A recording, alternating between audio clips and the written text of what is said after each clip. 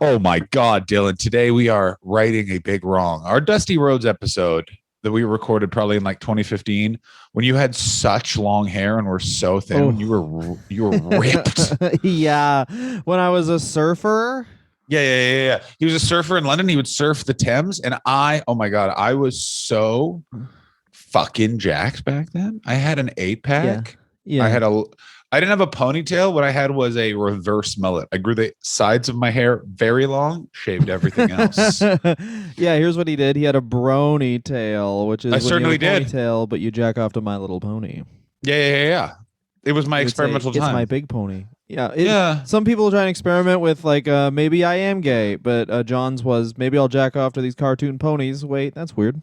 Yep. I figured it out. It only took me a year and 2 times licking jizz off of a salt lick to go, you know what? This isn't for me. Yeah, that's a It's big part of being a called. brony. You got a nut on a salt lick and then lick it Yeah, off. yeah, yeah. Yeah, you got. Nay. Oh! That's good. You would make a good brony.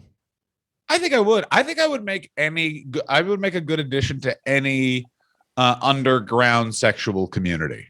You know what I mean? I think I would be a very good. Oh, what the fuck are they called?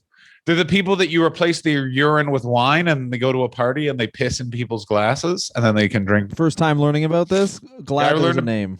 I learned about it in a Savage Love article, and it's the only time Okay. I've ever read a Savage Love article. And he didn't be like, you know what, I like the sounds of this. He was like, you need to stop doing this. This is no way this is good for you. So much so, I'm turning this portion of the article over to a doctor who will now lecture you. And then the font changed. And hello, this is Dr. Carruthers. It was so. I think it was like,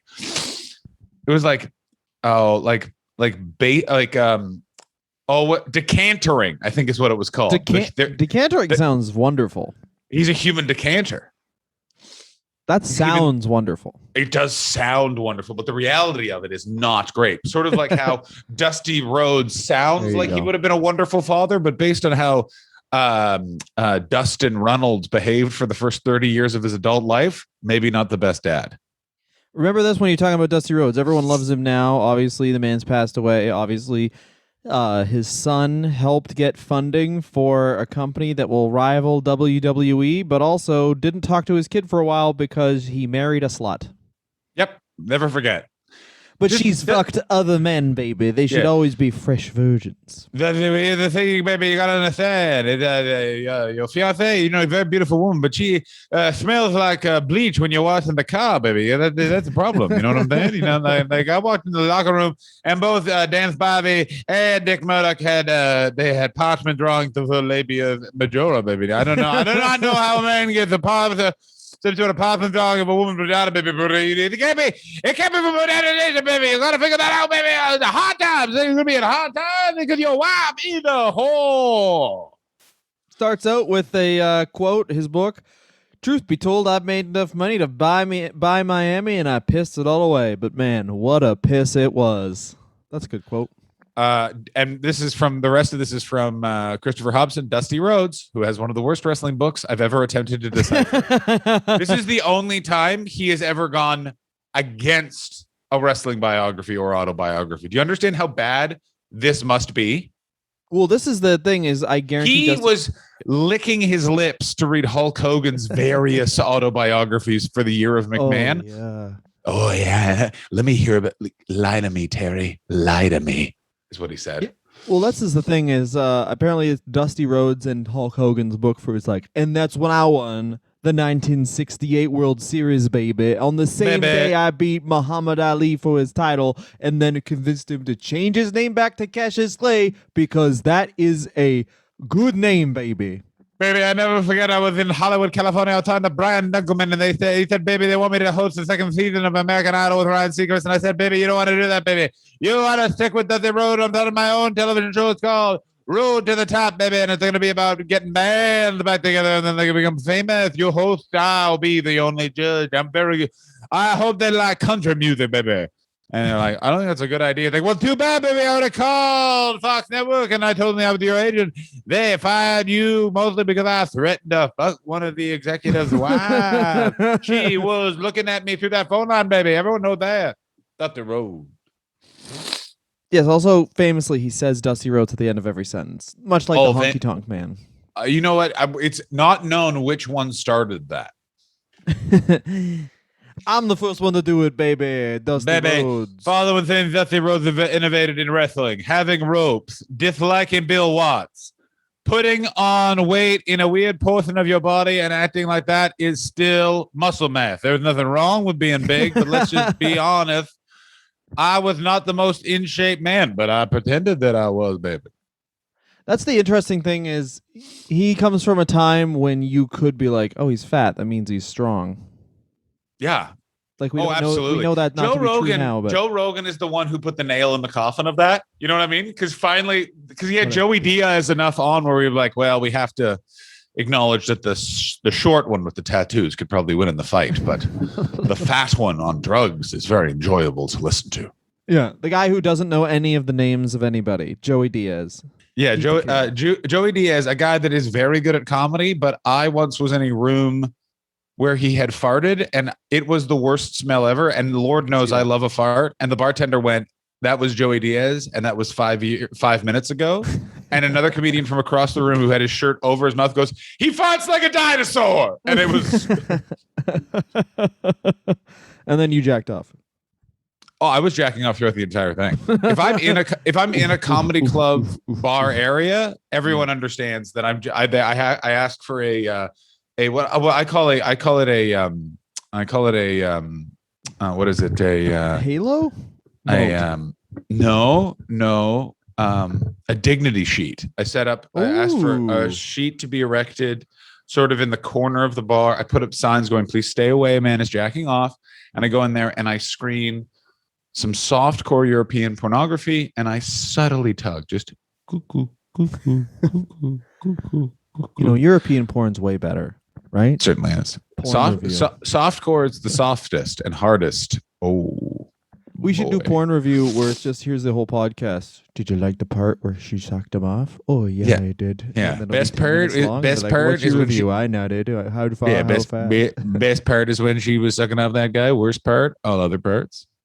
Worst part, I watched it on the bus. Worst part, I watched it while doing laundry. No headphones. A lot of people were prudish. Something I wrote this. I've been trying to write new jokes. Something I wrote down, and I marked it as "Tell Dylan this idea," which is, I'm 36 years old, and there's just weird things you just now know when you're that old.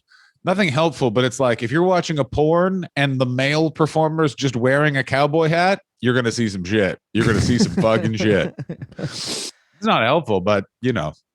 I don't think I've ever seen a porn where, unless Dusty Rhodes made a sex tape. Do you imagine now where it's Dusty Rhodes? First of all, Dusty Rhodes in his career, just because of the time he grew up in the territories, was single-handedly friends with every troublesome racist and pedophile in wrestling, but drew the line at Bill Watts.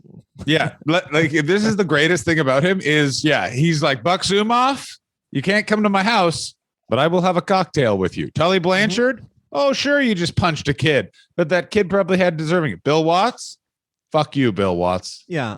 He, of course, his dad was a plumber who, by the sounds of it, was quite an abusive man. Apparently, there was a story where Dusty was like lost a fight at school, so then his dad beat Dusty up and then sent Dusty back out to try and beat the kid up, and then beat up the kid who beat up Dusty's dad. What I like about being a dad is being a dad became an actual role in a child's life around the year 1995. Before that, being a Divorces. dad, divorces made the whole role step step was up. Like, wait a minute, there's actually some sort of consequence to me just being like, you didn't win a fight? Well, now I have to fucking kick the shit out of the mailman. I have friends that that can tell you their adult age when it's like, holy shit, what's my dad doing in the house he lives in the daytime? Like they were just like, no, he's not here. Of course, you leave at 6 a.m., you get back at midnight, you get drunk till 2 a.m. You are, you hate everybody. Yeah, that's you how are. You be a dad. Yeah, the mom is the loving, supporting one in the house, and then the dad is the erratic, sense of violence force that has specific things that he just requires. That is my chair. That is my seat. That is my I work 14 hours a day at a paper mill. I want to sit in my chair and I want to stare straight forward. And if any of you kids come near Yeah. me, I swear to God, I'll fucking burn you alive. I want you to fucking know this. I am a fucking baby boomer. So guess what? My dad got to go to the Just War, World War II. I went to Vietnam, and every time I close my eyes, I just see what I like to think as is a bunch of doll heads covered in red paint. So guess what, you little fucks? You're going to turn off Sesame Street, and we're just going to sit here quietly. And if I hear you're breathing, I'm going to show you a knife in a drawer. Yeah. The big bird reminds me of Charlie. Okay? So get out of here. Yeah. So 1966 and 67, Dusty plays football at West Texas State. Of course, with the Funk brothers, him, Frank Goodish, later known as Bruiser Brody, Bobby Dumcum, and basically he was like a semi-professional athlete. He played in the Hartford Charter Oaks of the Continental Football League. Why not just Oaks? No. Charter Oaks. Dusty's a big man. His team deserves to be a big name, baby. The Hartford Charter Oaks, who have some leaves on them, but not too many leaves. They are Yeah, go for it. I'm just sitting here thinking about what a young Funk Brothers, a young Bruiser Brody, and what a young Dusty Rhodes would be like. I'll tell you this. Not fun. You don't think so? Like insane. I'm sorry. There is no way, like to the point that they're jocks, but they're also very bad at school. You know what I mean? Like, you know how the stereotype of the jock, like, he's the captain of the football team and a member of Mensa. And if it's the Funks, Rhodes, and fucking Bruiser Brody, it's like they're on the football team and they're also wanted for questioning in a variety of shitting on things related incidents. I would believe that yeah, like that cool 80s thing where they have like their Letterman jacket on and that they're carrying one binder because all they carry to school is one binder, no backpack. Yeah, no, they're wearing their Letterman jackets, but they are also fully shirt cocking it at all times. Like they're like, you wear a collared shirt and a tie on game day, Mr. Rhodes. Baby, you got it, baby. Shows up, shirt cocking it. They didn't tell me to whip hand, baby. Dudley Rhodes is a literal beast. This is also when Dusty was, and you guys, I hope you're sitting down when you listen to this, not fat. I love the fact that Dusty Rhodes literally looked like he operated some sort of Ferris wheel at some sort of carnival and was essentially the Hulk Hogan of the NWA.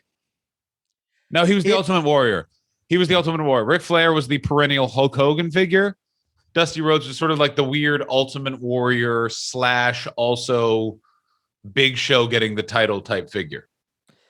I feel like Dusty Rhodes is kind of what giving the people what they wanted, if this makes any sense. Because it's like, oh, a fat guy, the fat guy in the bar, you could totally beat up this Adonis, because it's like a fantasy. Whereas Vince McMahon was like, no, the Adonis wins and you fucking like it. Yeah. Nerds are only for commentary. Yeah. He had to kill and eat. That was Vince's original draft of the Hulk Hogan character. He killed and ate Mean Gene Okerlund, but then Mean Gene told him his proclivities, and he was like, well, maybe not then. Yeah, I don't think that blood should be exposed to a stronger person. So, yeah, it's like Rogue in the X-Men. Anyway, so he does minor league baseball. Of course, that, get this, doesn't work out. What? Needs some money, and this is my favorite thing about the 60s in entertainment. He just tells people that he has wrestled before, that he has who trained him, and he says the Funks because he knows the Funks from school, and it's like, yeah, they trained some people. And then he becomes a wrestler, and that's how easy it was. No school, didn't pay anyone, just fucking went out there, fake wrestled some people. Being a comedian in the 60s was literally just go to New York and go into the comedy club and be like, yo, am I a comedian? And they're like, yeah, I guess. I don't know. Want to? Sure. Yeah. It's my first time on stage. Well, here's $50. Yeah. Performance. There's George Carlin. Get to know him. Exactly. By Dusty's recollection, he gets a big win over Grizzly Smith, and that really launches his career. This is disputed by everyone. Yeah. Including Grizzly Smith and all of Grizzly Smith's children who were not there or had no idea, but still have been told. He was initially billed as Dirty Dusty Rhodes, which is good. Yeah. I wanna fuck you, baby. Why aren't you billed as Dirty Dylan Gott? Ooh. And then I shit on it. Is that That's good? cool. Yeah. But he takes the name Dusty Rhodes in May of 1968. He beats veteran Bulldog Danny Placas. No, he doesn't. There's no way a man with the name Placas is remembered for anything other than he also loaded the ring into the truck. Well, probably he gets a big win over that guy, and then this is how quickly Dusty Rhodes is. So in 1967, he makes his ring debut, lying about being a wrestler, and then less than a year later, he catches on so fast that, because obviously he's a natural, and he catches on so fast that he's already in the Texas Outlaws with Dick Murdoch in 1968. Like that's and 1 year. And they were paired by Bob Geigel. Dusty described Dick Murdoch as his wrestling soulmate, which is not good. That is not good. I mean, but in wrestling, if you were to watch professional wrestling with Dick Murdoch, and you're from Austin, Texas, like let's not forget Dusty Rhodes is, I actually would probably guess he's probably a very progressive Dixie Democrat type figure, but it's that sort of thing where he's grown up around guys that were definitely in the Klan. So Dick Murdoch being like, don't like him, Dusty's like, that's to him like us having a friend who's vegan. Like that's just kind of like, oh yeah, I forgot. I was gonna say a conspiracy theorist, but yeah, vegan, where it's like, yeah, I guess that's fine. Yeah.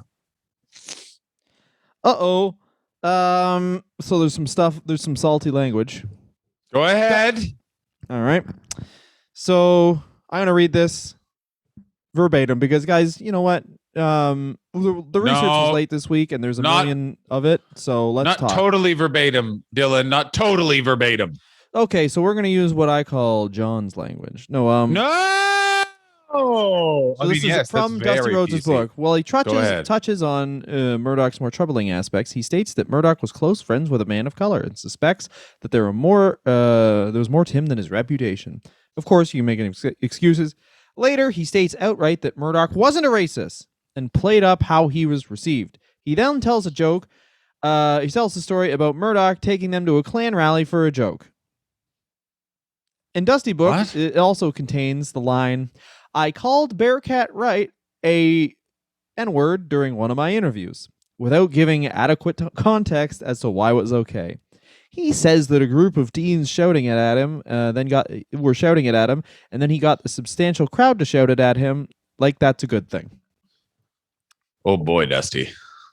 I think you call her. So I see what you're saying, because I guarantee it's like he's probably from the time where it's like, oh god, it sucks to be two white guys talking about this, but it's like, no, I'm friends with them, baby, but they should be called that.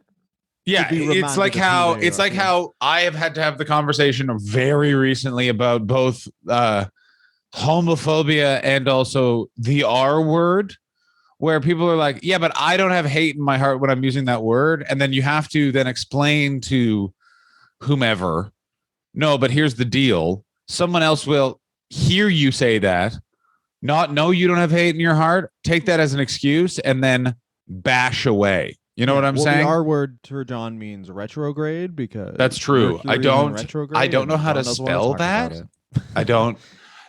My sign gets really crazy when the moon is like that fake thing.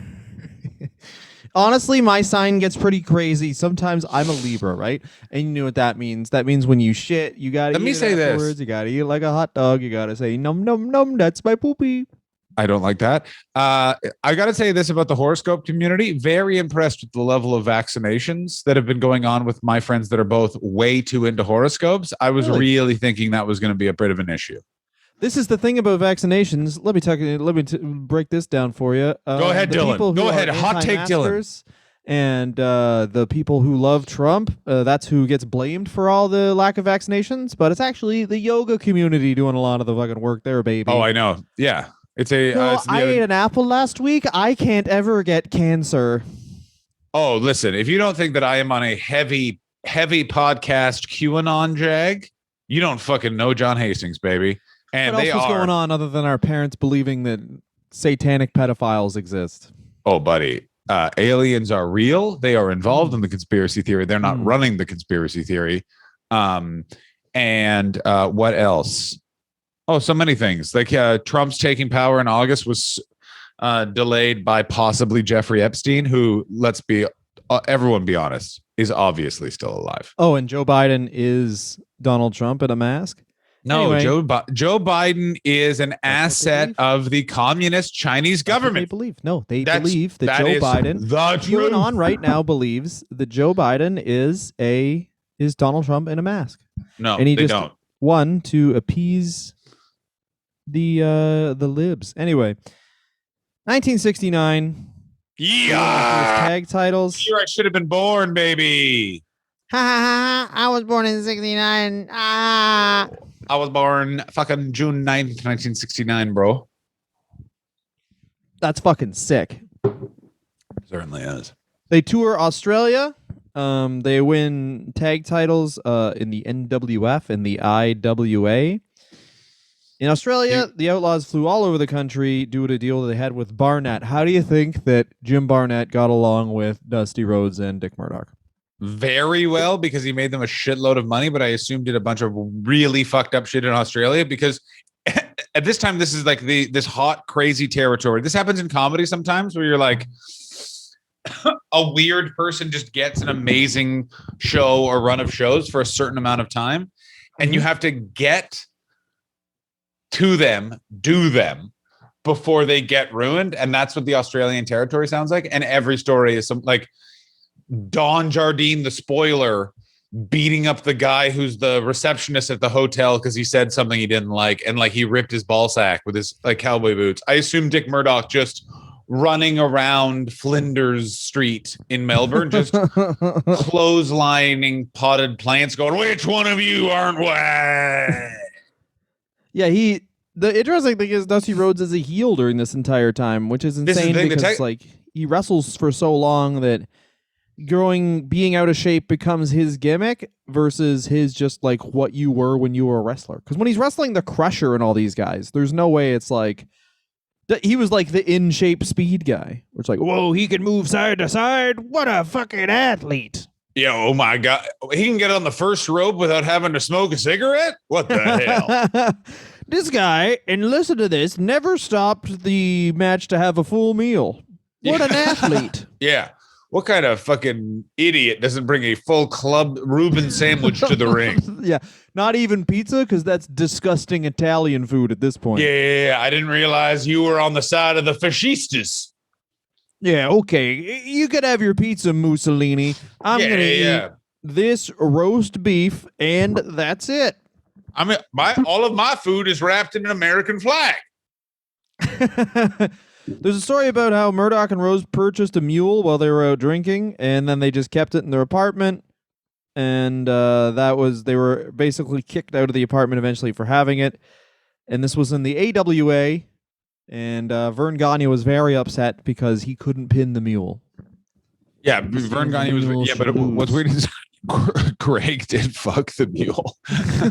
Greg, his first sexual experience was fucking this mule.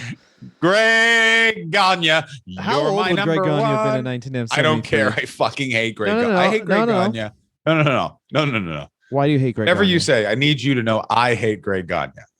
He might be, of all the wrestling personalities, I might hate him the most. Really? When he just made up. He would have been 25, so perfectly legal for him to fuck that donkey. I mean, no, it's not legal at all for him to fuck that donkey. Why isn't it? It's a consenting man and a consenting donkey. The donkey can't consent. Yes, it can. Like you have to teach it how to respond positively. Already on all fours. Questions. Is ready for fucking doggy style. That's consent. Oh, God. I cannot believe that Dylan is making more money. Honestly, the fucking hottest porn I ever watched was, have you ever seen... I am so terrified where this is going. I live in fear. And it really makes you wait. But have you seen Black Mirror? Some of, not all of. Yeah, you know that episode where the prime minister has to fuck that pig? That's fucking hot. They really make you wait for it, too. And you don't think he's going to fuck the pig, but then he fucking fucks the pig. I have absolutely seen that episode. And what's the best thing about that was that episode aired, and then later the Prime Minister of England, it was discovered, actually fucked a pig. That's how shows get popular, though. Like, I was talking about this with someone was talking about, oh, I didn't really like Game of Thrones because they watched it recently. And I was like, yeah, I guess it's a time and place thing, because when I watched that show, it was definitely advertised as, yo, there's so many tits in this show. Plus, it's crazy this guy fucks his own sister.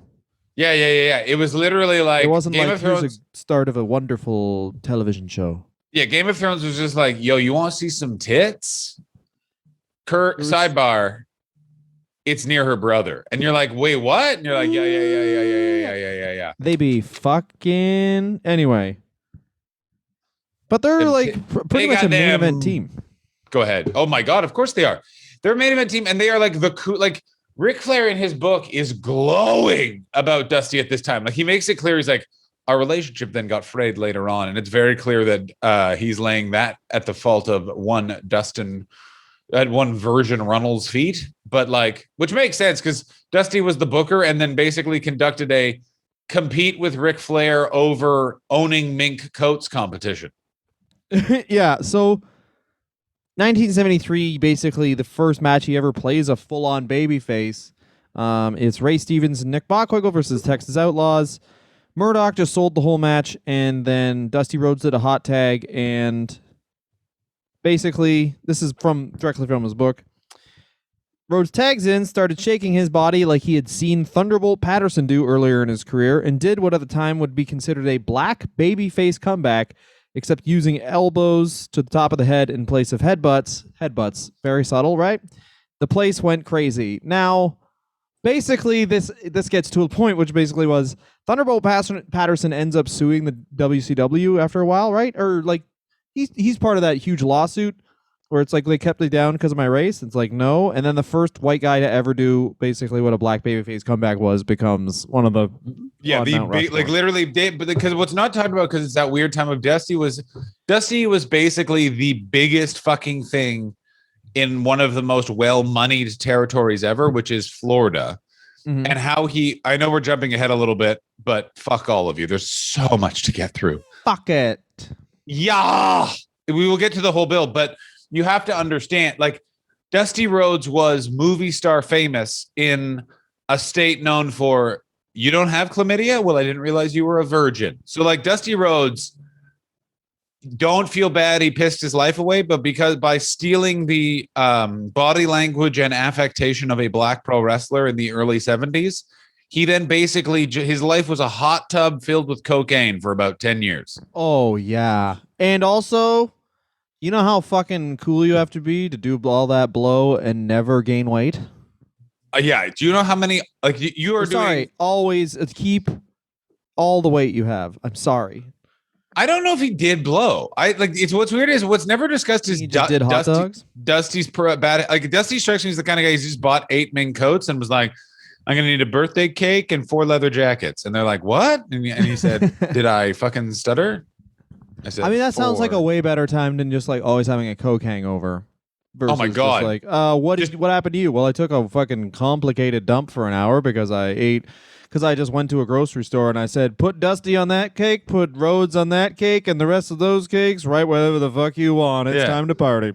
I want 3 cakes and I want you to tell me where there's a Whataburger. What? Can you fill that cake with burgers? All right. Yeah. This is why America needs to change how they fight wars. Because literally, instead of bombing countries, I think they should just start opening some of their fast food chains that don't exist anywhere else in the country. Because you're not going to fuck with a country that has a restaurant. And by the way, no one thinks this is weird. You can get a croissant or a taco. That is so many different food coloring. Oh, we got chili, we got soup, and we got milkshakes, and we got lasagna. Well, what the fuck are you doing, Jack in the Box? This is a really good idea where you if the people that are genuinely worried about China right now, just like just open a bunch of Jack in the Box, and like, what's another gross fast food chain? Carl's Jr. is insane. Carl's Jr. is basically Paunch Burger from Parks and Rec. I have a Carl's Jr. very close to my house, and mid-pandemic, I saw someone who had clearly snapped. They walked out of there with a Peter White sized bag, at the top. at the top open for that is comedian Peter White of Canada. More than once said to me, I'm going to now eat a bag of burgers. And then but he never gains a lot of weight because he keeps his calories in check. You guys could learn from him. Well, yes. No, I don't think he keeps his calories in check. And by the way, he's just malnourished. Yeah, he's very he's the only person I've ever seen get gout in real time. We were in a park, we were hanging out, and he said, I don't feel well. And then I went, oh, that's shitty, man. And then he went, oh, no, it's gout. And I was like, what are you talking about? He's like, I get gout a lot. And I was like, I've never seen someone get gout stood up in a park. Like, usually it's something you wake up with. And he's like, I guess when you eat a bag of hamburgers. The cure for gout is just eating your greens. And the man refuses. Yeah. Good for him. And by the way, he had to sleep in a bathtub for a fucking month because nothing could touch his foot. So... the American Dream, Dusty Rhodes, is born in Florida. You want to take a break, and then we'll talk about the American Dream character? I want to talk about the build of this because there is so much good. Okay, they got a Korean man possibly pretending to be Japanese or a Japanese man pretending to be Korean. I can't remember which one Which at that point, to be fair, is like borderline woke. It's borderline woke for America, but if you understand the historical Murdoch conflicts out there and tape his eyes. Inoki can't be here. No one will know the difference. Oh no! Do you think that ever happened? That they were like, we were 100%. Promised the Great Buddha, and then they were just like, get me some duct tape and get me George Scott. get me the actor George C. Scott and some tape. Get me the Brooklyn Brawler. Some paint, any color, and some tape. Ahmed Johnson's getting in that ring. How many times do you think Vince McMahon has had to be stopped from doing blackface again on WWE TV? Like they have dodged the bullet of the DX Nation of Domination parody. Like, no one's brought that up. And if the rest of the internet wrestling community really wanted to derail the obvious sale of the WWE, just get that on the internet. And boy, oh boy, cheers. Wrestling's an interesting blind spot because, like, I feel like I could play like a version of Freebird live and just on TV put like all the horrible things they did, and people would be like, "No, it's fine because listen to me." When they say this, we don't like those people we're talking about. Okay, so I understand how that's bad. It's a fair point. It's a fair point from one. What we're gonna do is take a break. Cool. We'll be back. The first time Dusty Rhodes gets to be a real big main event face. Not face, heel, damn it. But he comes into Florida as a main event heel under the moniker The American Dream. The American Dream was essentially, it started out as like a comedy heel character, bragging about making $90,000 a year. Started out almost like as Ric Flair, where it's like he was the American Dream because he was mocking the people of Florida. He came out in sequin robes and talked about how much money he was making. I really like, by the way, that is a way to get Florida angry at you. Is you just walk out in a loose robe and you're like, I'm better than you guys. And everyone, kill him. Like, that's just all of wrestling. It's just, I know, like, wrestling is so fucking stupid. Like, let's just. No, don't say that. It's silly. It's not silly. It's stupid. Yeah, it's just dumb though. But you can tell that they're putting a ton of fucking heat behind him because in December of 73, he pins Lou Thesz. But then Lou Thesz stands up and go, that was a fake match. That wouldn't have really happened in real life. And then he ate oatmeal and he goes, no fruit, no sweetening, just pure oats. Yeah. No water. The trick to enjoying life is making sure that nothing is seasoned. I'm Lou Thesz. I consummated my marriage by shaking my wife's hand and then leaving her for 34 years. Mm-hmm. I said, money? I shook her hand. I called her a whore for shaking my hand, and I left. Yeah, I said that is, you are an unclean. And then I've not darkened her door in Toledo, Ohio since, and I never goddamn will. Lou Thesz. He starts working as a face a bit in the AWA, but we really basically get the full Dusty Rhodes experience when he finally turns on Pac Song. So Rhodes stayed with Briscoe. It was mostly a clean match. Briscoe put him over in a few spots normally wouldn't for a heel. Graham's idea was that people would see that Rhodes, if he wanted to be, was on Briscoe's level. 47 minutes in, Rhodes dropped the elbow, his finishing moves on Briscoe, and Briscoe put his legs on the ropes. And people had never seen Jack Briscoe have to save his title like that. Yeah, You know? This is the thing that's so crazy is that the NWA championship, when that was bestowed upon a wrestler, basically became a force field of fuck yeah around that person, where it's like, and it's different from Hulk Hogan's title, where it wasn't 20-minute squash matches. What it was very like defined, long back and forth matches of athletic skill. Basically, like it was almost a fight, almost a really boring series of rest holds. And Yes. for the idea of Jack Briscoe to have to resort to cheating, where Jack Briscoe was basically portrayed as like, he's every college boy, missionary sex, red meat, no wine, only beer. Like, reads the Bible, and also, who does he read it to? His dog. yeah, he one better time ran believe out of he gas fucks that and then dog. just pissed in the gas tank. He Yep. pisses gas. America. Yeah, Jack Briscoe. We're a bunch of white people in Florida. If we find out Jack Briscoe is native, we won't like it, but we don't know that, and so ignorance is fine because we're from Florida. Ignorance is our middle name. That's spelled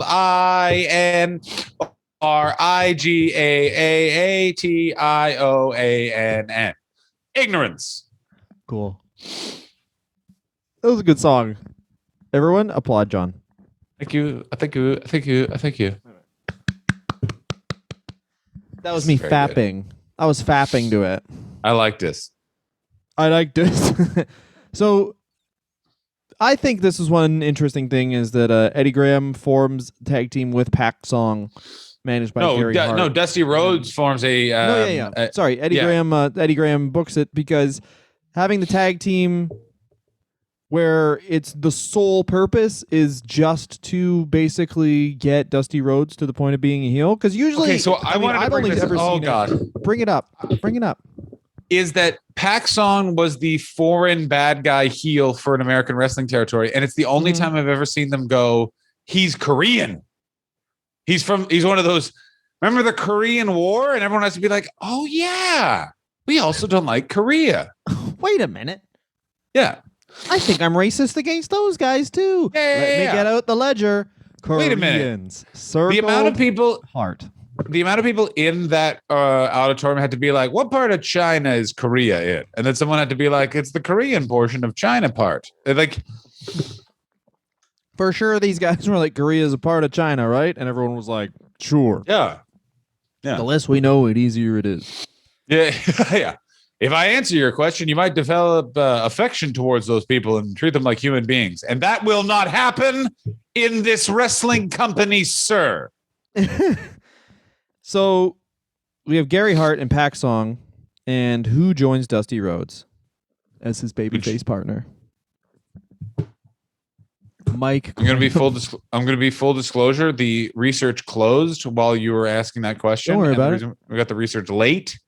So we were both going off research. I did not know it was Mike Graham. So it was Mike Graham. He turns on Mike Graham, whose babyface promos were like, okay. Before we get to let a man hang on, sit in your car. Essentially, he just fucked your fucking. Okay, hang the fuck on. Hang the fuck on, Dylan. Okay. Before we get to the Mike Graham thing, let's just talk about when Dusty Rhodes finally turned on Pac Song. Every wrestler in this company, and this is a territory time, so I actually will believe this because none of them say no, that's not true, which means that okay, this was probably true. They're like, that was the Road Warrior pop. Like people were like, Dusty Rhodes played that so well when he turned on Pac Song and then went for it as a babyface. It was like, well, this guy is the Hulk Hogan of this territory. He was unbeatable. They sold out every fucking place. It was all anyone talked about. And Dusty had to be sent to the WWF for a few months so Eddie Graham could just get other wrestlers sort of over a bit so Dusty Rhodes could come back and beat them all. That's like Dusty Rhodes watched how you build a star and from Eddie Graham and went for it. And then weirdly followed it up by teaming with possibly the angriest asshole in this era of wrestling. Yeah, Mike Graham, where he was like Mike Graham, 5'1", lot of muscles, lot of rage. Mike Graham, who, what was the fucking quote he said about, like, if that was me, if Chris Benoit took my wife, I'd have slid his cock off or something. No, it's I was about to tell you what it was because I have it memorized. Okay, good. Which is this. So you need a little context, which is Chris Benoit goes to who's ever running WCW. He's like, I don't trust Kevin Sullivan to be the booker because I made a cuckold of him and I feel like he'll try to get revenge over the cuckolding. And Mike Graham was like, oh, Chris, can I talk to you? And he's like, yep. And he's like, okay, let's go. We just sat down in the arena and he went, Chris, just want to let you know, if you did to me what you did to Kevin, I wouldn't put the world title on you. I'd chop your head off and then put it on a pike in front of my house for little kids to throw stones at, just so you know. And then he walked Chris away. was like, watch what I'll do. And then Chris went to HR, which is so weird that the man who later murder-suicide his family was like, I feel threatened by that 4'11" man. Went to HR, and then HR went to Mike Graham, was like, did you say this to Chris Benoit? And Mike Graham was like, I absolutely did not. That guy's a liar. And then Chris Benoit left the company, and then Mike Graham immediately started telling the story, being like, it is hilarious that, like, you say something so fucked up, a pro wrestler goes to HR. I mean, I'm gonna say Chris Benoit. This guy's had Dick Murdoch in the back before, being like, and that is all the people I don't like, people I don't like, yeah. Here's all the slurs I know. My name's Dick. And then he's like, you know what? No one needs to know about faster for me, Dick Murdoch, to list the groups of people I like. White Christians. That's it. Protestant. Catholics don't count. Yeah, Catholics don't count because of their dresses. But God wears slacks. He wears slacks. He wears pleated slacks. Doug Murdoch is my God's name. representative Doctor. on earth doesn't wear a fucking hat. Hats are for fucking tang pies, all right? Yeah, fucking you. Let me ask you this fucking question. They don't have fucking hat stores in heaven, do they? So why the fuck is God's employee wearing a fucking hat? Tell you when you're a man, you get to wear a hat. That's when you just get a woman pregnant. Yeah. You put just on a so cowboy. Everyone knows. I guess that guy got a woman pregnant today. You better be riding a fucking horse, or you better be next to a naked woman with no cum dribbling out of her pussy. Those are the only two times you can be wearing a hat. My name is Dick Murdoch. This is my seminar on positivity. Dick Murdoch, motivational speaker. I am the HR for Turner now. Motivational speaker Dick Murdoch would be awesome. First thing you do in the morning, drink a beer. Yeah. No, someone in this hotel ballroom right now has not nutted in a house plant. Put your hands up. Who hasn't nutted in this plant? Who has not nutted in a plant? I don't know what that music you're doing is. That was the background music they play during the video. Like, I'm Dick Murdoch, and let me tell you how to increase productivity. Never wear fucking underwear. Just fucking rub up. I'm Dick Murdoch. Let me tell you about parenting. First things first, you give your fucking kid a Coors when he's 8. give him a Coors when he's 8, and then when he's old enough, Budweiser. That's how you parent. Yeah. You're not giving a kid whiskey until he's 18 because Lord knows if you give a kid whiskey, he's going to hump something. And I already had to kill one of my kids for humping a mailbox because, as we all know, mailboxes are men. That constitutes what I like to call an uh-oh.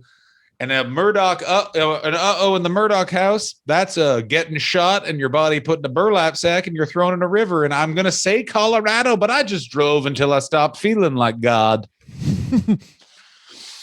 Time-honored tradition.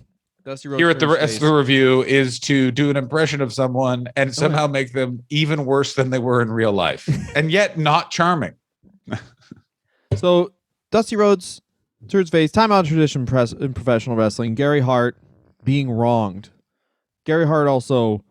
It's so Gary easy Hart. To just have Gary Hart be like, he's the heel, and now he's just going to bring in random people. And honestly, this is something I will get sidetracked and say. A lot of people, including me, was like, oh, AEW has too many wrestlers. And I think that's only if you view it as like the smartest thing to do, I think, for a professional wrestling company, and this isn't about AEW, would Go be ahead. to accept that everyone gets really tired of everything incredibly fast now and just be like, this guy 6 months, then gone. This guy 6 months, then gone. And just like basically give these guys an off season. Don't have Roman Reigns on TV for 9 straight years without a break because like although it is good for your live business, people on TV get fucking tired of things so quickly. Like everyone loved Orange Cassidy and now they seem to be tired of him. So Well, that's also because wrestling fans are just dicks now. Like they're just like, I love this guy. Push this guy to the moon. They start pushing him. It's like I said, Not boo. like that. Yeah. ROH was the best one because they always had to turn their champion. If he started as a heel, he became a face. If he started as a face, he became a heel. They always did in the mid 2000s, and it was like that was the precursor to, you know, crowds just ruining entire shows in 2000. Well, Ring of Honor was basically like it was where the ECW fans went after they got radicalized, and they just really tried out some of their odd behavior. Yeah, Ring of Honor anon. I'll never forget. I went to a Ring of Honor show.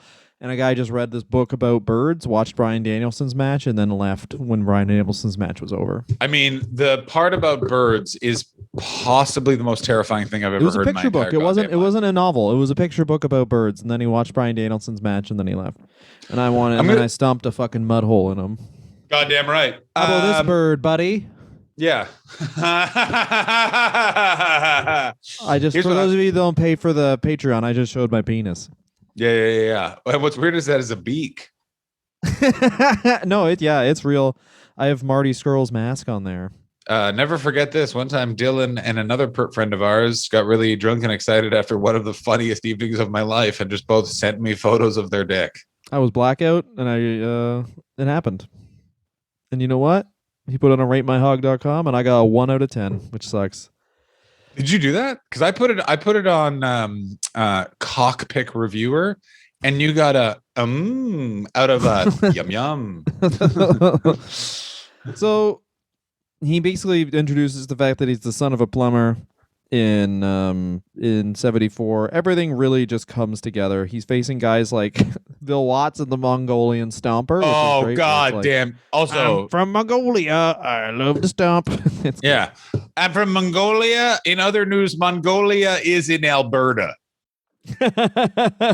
I loosely know what that is. Yeah. My real name's Chris. Mongolian Stomper, that is Archie Goldie, right? It's so good that the Mongolian Stomper is named Archie. Mm-hmm. He's a guy from. He's just like some dude who probably goes, "Can I have a pack of Du Maurier? Huh? You're in America, okay? Fine, buddy. I'm the Mongolian Stomper. All right, but how about fucking this? You go fucking get me a pack of fucking dirts, or you're gonna get Mongolian stomped." Or whatever. Anyway, I love hockey like they do in Mongolia, bud. Yeah, I love hockey and I love Labatt 50 and I really like Joe Clark. So I think we could skip ahead to the more important. Basically the 70s are Dusty Rhodes making bank in Florida, going to New York for a bit, and then being like, back to going to New York for a bit, then back to Florida, making bank, learning how to be a booker, getting the attention of the AWA or the NWA. The one thing, though, is the NWA is not a big fan of Dusty because, and this is a good point, he can't wrestle with fucking everybody. Like, they're like, that's good, but like, we need him to be able to like go to a town and wrestle just a bucket of mud for 9 hours. And only Ric Flair just hates his family enough to really get good at that. Well, this is the thing is he is kind of the archetype for both guys in both organizations in a weird way where he's all personality. So he's great for the WWF at the time, which obviously hasn't formed yet because we're still talking about. But he would have been a really good triple WF star because Vince Senior didn't really care. He was a triple WF star. He was a triple WF star. He was. Oh yeah, because he has the matches with Billy Graham and with Superstar Billy Graham. They both go to draws. Exactly. The thing with it also is that he was very much part of those cards that were created to make it seem like. What's his fucking name? Bob Backlund was accepted as a champion in the territory, which he was not. Yeah, because Dusty Rhodes is But he also just doesn't have the body for obviously later on when Vince becomes Vince. Yeah, when Vince Jr. every time he saw Dusty Rhodes had to be restrained from just biting him. Like he just kept trying to bite Dusty Rhodes. He's like, we gotta pop him. We've got to pop him. And Dusty Rhodes gets this weird like Daniel Bryan-esque push where he just keeps on losing the title, or keeps on losing his chances for the title. And it's been 5 years since this guy explodes onto the scene. So it's kind of a weird like. It's so funny how so many wrestlers like this, Dusty Rhodes and Hulk Hogan, have the same thing where it's like just promoters find a reason not to give them the world title, and it eventually like almost ruins their organizations. Yeah, it's a fascinating one in a weird way where it's like, because Dusty does get the NWA title at some point in the late 80s, early. Sorry, I'm just scrolling down the research. When Dusty wins the title? Dusty wins the title in August 21st, 1979 in Florida. He beats Harley Race. That's exactly right. So he beats Harley Race, and it was basically because his popularity in Florida was so much that we can't have him lose to Harley Race, but also like fuck Dusty Rhodes. Fuck him. Like he's not NWA championship material, which is why all of his runs are really, really, really, really, really, really, really, really, really, really, really, really, really, really short. Like that's the fascinating thing about him is that like he's this beloved legend territory figure, but also it's sort of acknowledged, but he's like, but he didn't have that last a little bit of spice. I guess, but it's like he's much more for a company.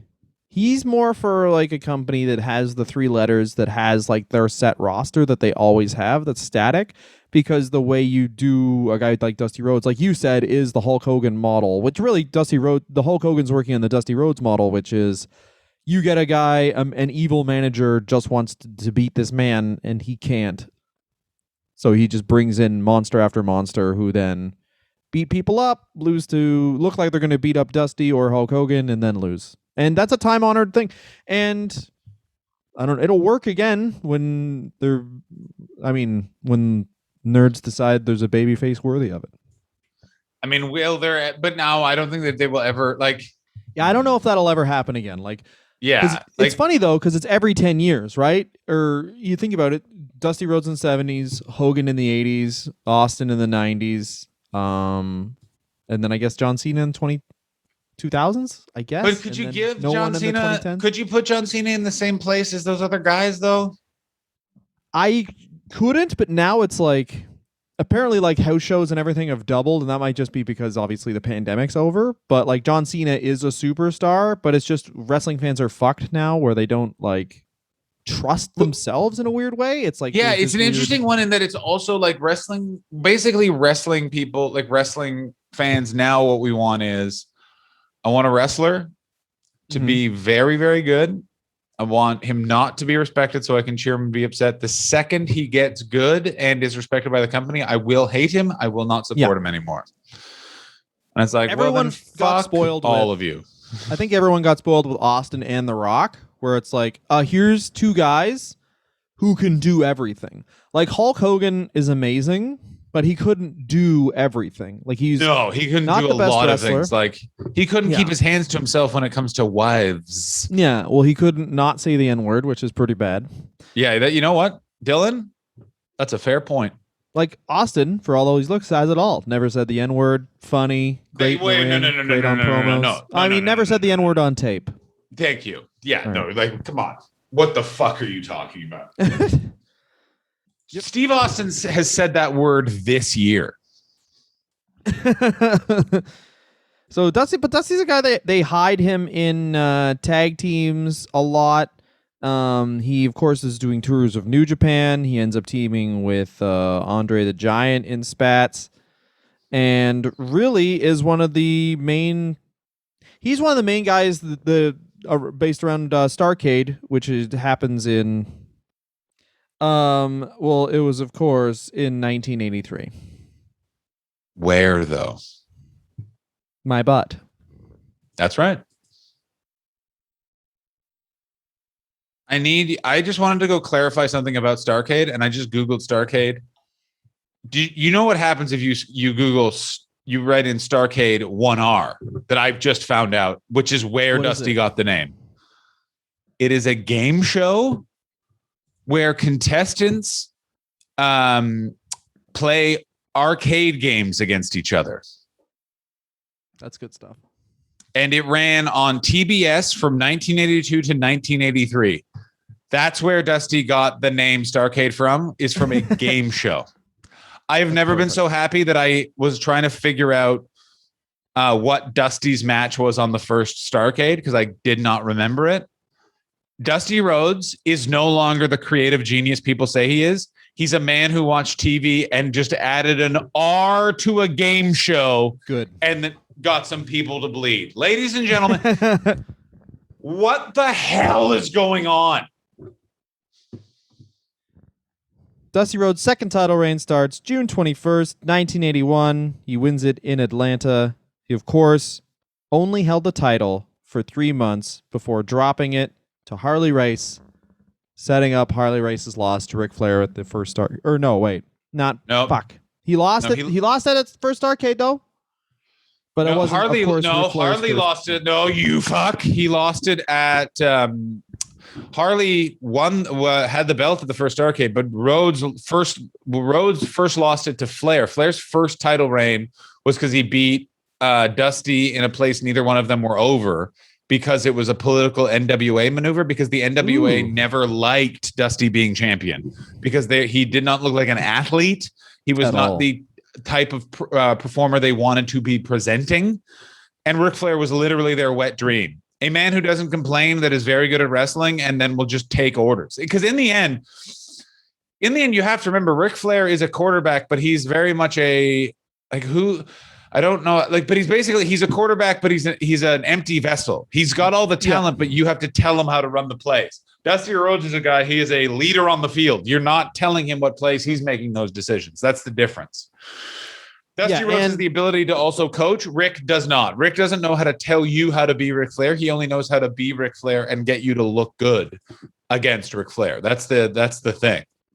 Yeah, Dusty Rhodes' first title run, I should have mentioned, was 8 days long. He won on the 21st, lost on the 29th to Harley Race again. And then this when he wins the title the second time, it's 3 months long, and of course he loses it to Ric Flair at the Omni. So crazy. Which begins the Ric Flair versus Dusty Rhodes storyline that will just be the entire 1980s. Yeah, and what's also weird, it's like they talk about like, oh man, wrestling gets stale. It's like you look at the NWA, and it's like they literally just did shit for years. Well, it's like, it's basically like go for it. It's like the wrestlers met in an airport lounge in like 84, and they were like, all right, select your opponents. We're doing this until the company shuts down. And it's like, what? And they're like, yep, fuck you. Well, that's what I'm saying is, like, we look back fondly on obviously because we weren't alive then. But everyone looks back on the NWA in the 70s as this great thing. But it's like, you look at a guy like Dusty Rhodes, and he could have been champion for years. It's just the NWA had a certain way. I don't actually agree with that. I think you're a fucking idiot, and I want to punch you in your goddamn head. Okay. Punch me in my dicky. I want to throw up in your asshole. I want your asshole to sting from my throw up. That makes sense. I don't think Dusty could have been a sustained champion, and I think all of the cum monkeys are going to agree with me, because Dusty, again, is an amazing promo. He's an amazing booker. He's a Hulk Hogan style wrestler.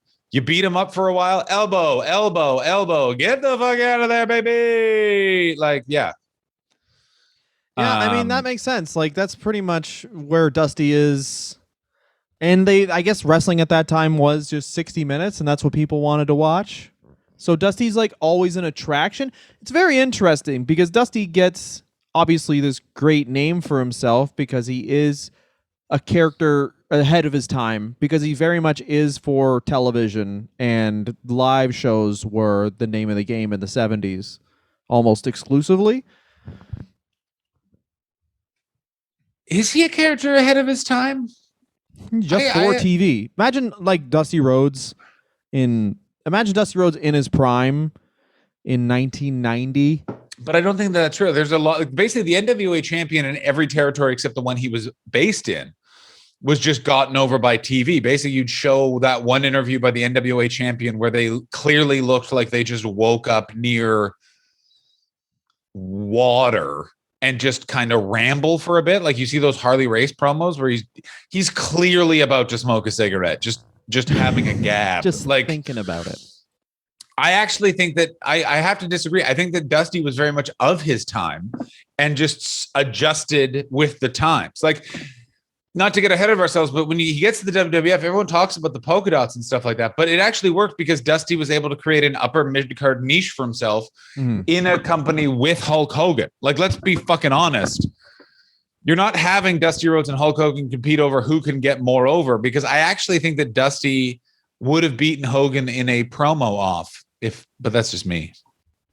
No, I totally get what you're saying, but what I'm saying is, like, he's like a weird guy where it's like the way he wrestles and the way he does promos and everything is ahead of his time because he's so promo heavy rather than the in-ring part, but his look is totally of a previous era because he does not go to the gym. He will not be within 30 feet of a gym. Yeah, he refuses to learn what protein is. Exactly. He just is like, you mean num num? Yeah. I have num nums and then I poop poop. I eat until I bleed. That's what Dusty used to shout. And they're like, from where? And he's like, we'll find out. It's why sometimes Ric Flair would just stab him with a fork. Be like, what? I guess I can't eat. He's like, ooh, num num. All right, so that's the end of the fucking show, you pieces of shit. Are we doing best of now, or are we doing best of, worst of at the end of best of now? What's your best part about this part of Dusty Rhodes' career? What's your favorite thing? He was the biggest wrestler of all the territories, and he was only really in like 3 territories. I think that's the best. I love Dusty Rhodes packs on stuff because I've actually watched it and like watched the shoot interviews around it. It's so good. Gary Hart's so pleased with it. Eddie Graham like loved it. Dusty Rhodes went on to just basically do this version of this so many fucking times, either a way of getting a babyface or a way of getting a heel over. It's great. I love it. It's one of the best face turns of all time. It's up there with, like, the crowd reaction is up there with the time that the Wrestler Review debuted. Do you remember when we first posted that? The world just went, ah! You could hear how everyone was pumped. Everyone was humming the NWO theme, not the original one, the one they used when they became NWO Hollywood and they needed a third theme. Mm-hmm. Yeah. What's the worst thing about Dusty Rhodes then? Oh, the words he used when when things weren't being recorded. Let's just be totally honest here, everybody. See, what Dusty I did was I took the culture and now it's mine, baby. Yeah. Dusty Rhodes spoke like he was singing along to a rap song, and there was no rap song. You know what I'm saying? Yeah. Somebody lay a beat down. I want to say the words. Yeah, like, you know, all of the DMX songs? Imagine all of the words removed but one. That's Dusty Rhodes. That's what Dusty Rhodes. Yeah, that's probably it. I mean, probably the fact that he, like, to his dying day was like, it's fine if I say it because I like Don't like them, baby. It's fine if I say it because I mean it, baby. Sidebar, by the way, everyone needs to go watch the documentary Dylan recommended me yesterday, the Woodstock 99 documentary, which should be titled "Get Strap In" to watch 3 guys not know how to control a narrative. Because let me tell you, that documentary, it's like listening to an episode of this podcast if the jokes we put in the mouths of wrestling figures were 100% accurate. They are talking about the absolute rampant problem with sexual assault and rape at Woodstock 99. And one of the promoters was like, it was not 100. It wasn't 50. It was 10. And you're just like, that's the excuse you're going with? Like, bro. And everyone knows if it's 10, it's not bad. Yeah. You're like, okay, well, that's what you're gonna say. All right. Yeah, like it's just one of those ones you're like, I did not know you could go with that as an excuse. Like, you know what I mean? I guarantee Woodstock 99 also gave birth to Gathering of the Juggalos, and I'm gonna make my own documentary about how that's fucking sick. I mean, the Gathering of the Juggalos documentary. Why haven't I'm announcing this, ladies and gentlemen? Go to the Patreon, subscribe. If we for 2 months get if we can get $300,000 raised in the Patreon, I will do a documentary about juggalos. Yeah, we won't keep the money and make this profitable for ourselves. We'll just pour it all into a money about. By the way, I will be doing that, and I will demand Dylan does it while holding his baby son. My son, who will be, of course, because of. We know how Dylan's by the way, we should reveal what Dylan named his son, which is Dirty Dick Murdoch. Dick Murdoch Jr. Didn't take my last name. Yeah. Oh yeah, Dylan's the baptismal name that they're going with is Grizzly Smith. Thanks very much for listening, guys. You guys are the fucking breast. Yeah. Oh, that's good, man. That's it's hard to play on a team when you got the goat. You know what I mean? How am I supposed to fucking make jokes when you're just dropping actual truths? When I'm speaking the truth. Thanks so much for listening. Patreon.com/wrestler review. We're going to watch Hogan Knows Best again soon. Oh my God. Yeah. When are we? Oh, I can't wait. I mean, I have wrestler review. I have definitely talked about Hogan Knows Best as a TV show with people that do not want to know about wrestling just because they were watching porno in the gym and they recorded it. Like, they watch porn in the gym. It's so fucking crazy. They watch porn in the gym, and then the first part of the episode is you can't go out with them. It's like poor tens. It's just horrible foreshadowing the entire show. Yeah. The show is like, it's the only reality show where I know there weren't writers. Like Hulk Hogan was like, you give me that money. I wrote promos. I know how to do this. I'll fucking say some shit.